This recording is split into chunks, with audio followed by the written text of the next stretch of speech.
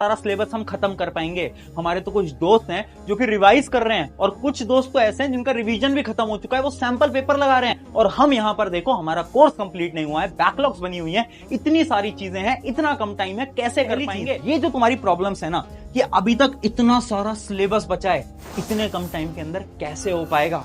उसके बाद school pressure, उसके अलावा सबसे बड़ी प्रॉब्लम बेस्ट रोड मैप क्या होगा, बेस्ट स्ट्रैटेजी क्या होगी। अब देखो ये जितनी भी प्रॉब्लम्स हैं इनके अभी 50% बच्चे क्या गलती करते हैं प्री बोर्ड के अंदर कि वो प्री बोर्ड को सीरियसली नहीं लेते। कम आएगा तो तुम्हें अचानक से ना वो जो सेल्फ कॉन्फिडेंस है ना वो बहुत कम महसूस होने लगेगा। बट सबसे बड़ी प्रॉब्लम है प्री बोर्ड को सीरियसली ना लेना, वो गलती तुम बिल्कुल भी मत करना। प्री बोर्ड सीरियसली डेट्स कब है, कब आपके पहले प्री बोर्ड स्टार्ट होने वाले हैं, जल्दी से वीडियो पॉज करके कमेंट में बता दो ताकि आगे की वीडियोस उसी अकॉर्डिंग में प्लान कर पाऊंगा। ठीक है, अब आते हैं सबसे पहली स्ट्रैटेजी की तरफ, ये है जो कि हमेशा याद रखना, quality greater greater greater than quantity. पर जितने भी चैप्टर कर रहे हो उसको बेस्ट तरीके से करो। कैसे बेस्ट? मान लो साइंस के अंदर 13 चैप्टर हैं, उन 13 चैप्टर में से आपने सिर्फ 6 या 7 चैप्टर पढ़ लिए हैं, कोई दिक्कत, प्रैक्टिस करना स्टार्ट करो, इनको रिवाइज करना स्टार्ट करो। ये हमारी अगला स्टेप। अब अगला स्टेप क्या है? देखो पढ़ना कैसे, हाउ टू स्टडी, यही तुम्हारा सवाल है ना। देखो दो प्रकार के स्टूडेंट्स में मैं डिवाइड कर लेता हूं क्योंकि दोनों के लिए स्ट्रैटेजीज हल्की सी डिफरेंट रहेंगी। जैसे कि तुम्हें क्या करना है, सबसे पहले तुम वन शॉट वीडियो उठा लेना, ठीक है, जिससे भी पढ़ना है, साइंस पढ़ना है मेरे से, ठीक है।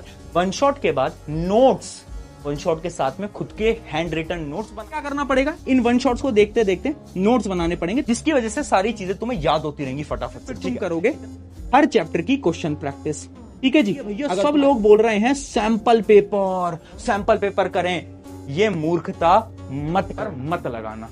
मैं रियलिटी बता रहा हूं यार, जब तक तुम्हारा सिलेबस 90% कंप्लीट नहीं हो जाता ना, तुम्हें सैंपल पेपर तो उठाने ही नहीं होते।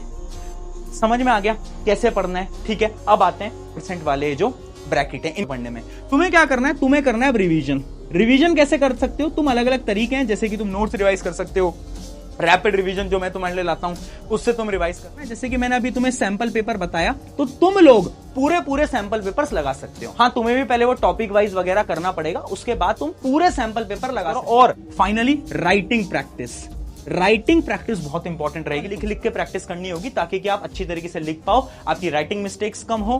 थर्ड स्टेप की तरफ जो कि है टाइम मैनेजमेंट। देखो बहुत सारे बच्चे बोल रहे हैं कि भैया प्री बोर्ड को हम स्किप कर दें। ये गलती मत करना। क्यों?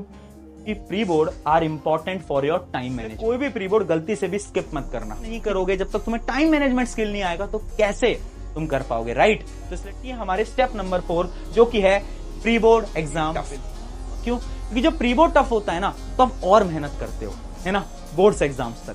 तो मैंने उससे 10-15 नंबर ज्यादा ही आते हैं प्री बोर्ड में, ये हर एक बच्चे की कहानी है, ठीक है? तो ज्यादा घबरा। एंड फाइनल स्टेप, ये तुम्हारे बड़े भाई होने के नाते तुम्हें बता रहा हूं, ध्यान से पढ़ना है। Pre board marks does not matter.